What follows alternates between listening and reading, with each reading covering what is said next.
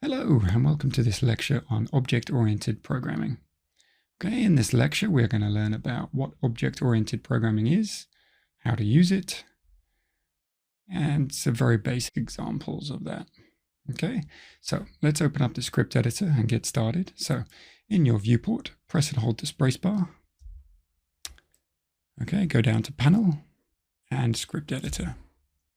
Okay, we can clear our output window from the top by pressing the X with the highlighted top box icon, and then click on History and make sure Line Numbers in Errors is ticked on and Show Stack Trace is ticked on.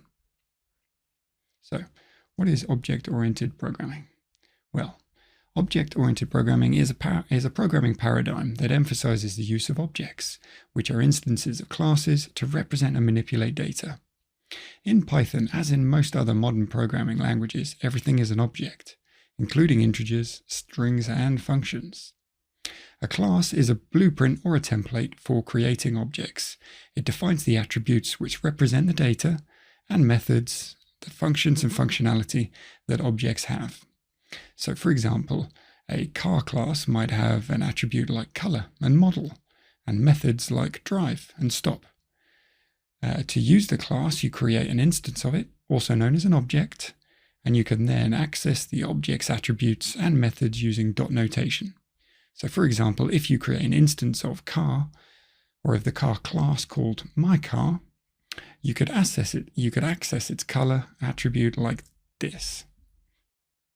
So we would just type in myCar. So this is the variable which we have assigned the instance of our class car to, and we would just say myCar with our dot notation, just a dot, color. So nice and simple. Okay, a really nice easy way of accessing the myCar information and getting the color information. Okay, so let's look at this in a little bit more detail. Okay, let's create our car class. So in Python, we can create a class using the keyword like this. So just type in class, type in car. Okay, and then we're going to define our first function, which is the initiate. Okay, which is signified with a double underscore. Okay, and then we will use self, which is the representation of the this instance of our class. Color and model. Okay, so these are some of the arguments that will be taken. Self is a default argument within the class itself, so that is just within every definition or every function. But within this initiate, we are going to pass two arguments, which are model, which are color and model.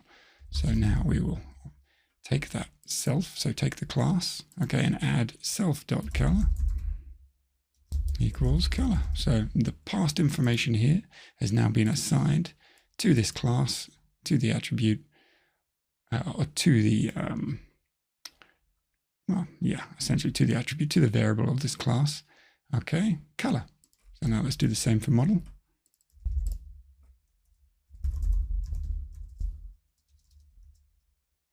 Okay, now what we're going to do is define our drive function. So again with self, okay, and we will just give it a really simple functionality, print, okay, and then driving.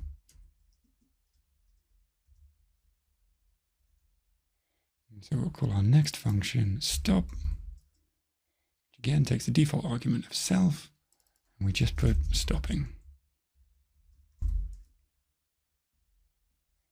Okay, so here's our class, okay? Could even initiate that. So, sorry, I should say highlighting, okay, and then we're pressing Control and Enter. So this defines, and this will define as our car class, which has our constructor initiate or init. And this takes a color and a model as arguments, okay, and sets them as attributes of the object. So we've got self.color, okay, which again, these are just variables essentially, but they are now being set as self, so using our class, set as attributes as our object, or of our object, okay, and this also, this class also defines our methods, okay, So we've defined our method, drive and stop. Okay, which when called, yep, you've guessed it, we'll print driving and we'll print stopping.